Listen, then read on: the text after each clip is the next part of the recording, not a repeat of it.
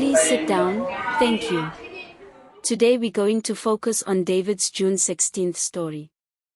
David, a 15-year-old with dreams far bigger than the township he lived in, adjusted the worn strap of his school bag.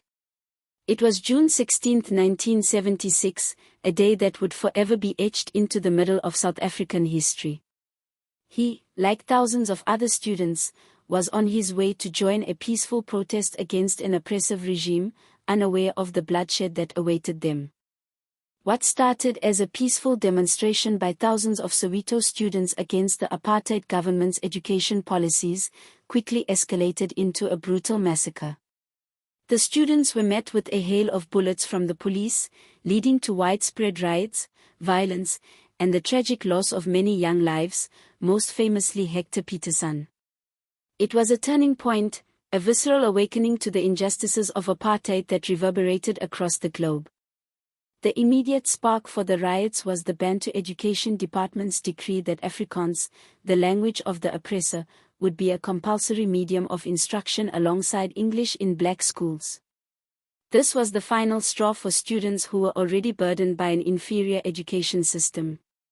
For them, it wasn't just about language, it was about the deliberate suppression of their aspirations, a blatant attempt to entrench their second-class status. They understood that knowledge is power, and this policy was designed to disempower them further. The education system for black South Africans under apartheid was a cruel instrument of social engineering. Known as Bantu education, it was designed to limit black people's opportunities and prepare them for lives of servitude. Resources were vastly unequal, with black schools receiving a pittance compared to their white counterparts. Textbooks were scarce, teachers were underpaid and often underqualified, and facilities were dilapidated. The curriculum itself was inferior, focusing on vocational training rather than critical thinking, ensuring that black people would only be fit for manual labor and subservient roles in the apartheid economy. David, like many of his peers, yearned for quality education, for the chance to be doctors, lawyers, engineers, dreams that Bantu education sought to crush. While the student protests were largely spontaneous and driven by the students themselves, various organizations played crucial roles, both directly and indirectly.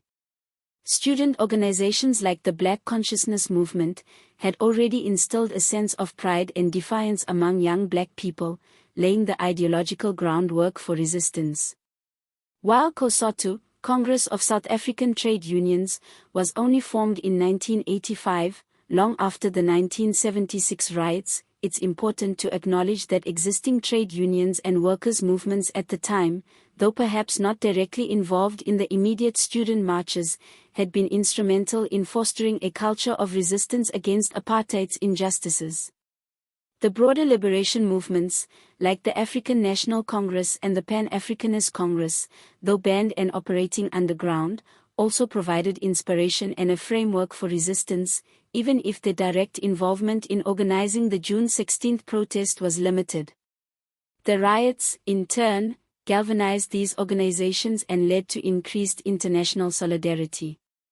The June 16 uprising offers profound lessons. Firstly, it highlights the power of collective action, especially of the youth, in challenging oppressive systems. It demonstrates that even in the face of overwhelming force, the human spirit's desire for freedom and dignity cannot be extinguished. Secondly, it underscores the critical importance of education as a tool for liberation and empowerment. Denying quality education is a form of oppression. Thirdly, it exposes the brutality and injustice of apartheid, serving as a stark reminder of the consequences of racial discrimination and systemic inequality. Finally, it teaches us the importance of listening to the voices of the marginalized and addressing their grievances before they escalate into conflict. The June 16 riots serve as a powerful reminder that freedom and democracy are not given, they are fought for and must be continuously defended.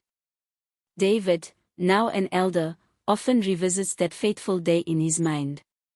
The pain of loss remains, but so does the pride in what they, the youth of 1976, achieved. Their sacrifice paved the way for the South Africa of today. It is a legacy that the current generation must not only remember but also actively build upon, ensuring that the dreams for which so many young lives were lost finally become a reality for all.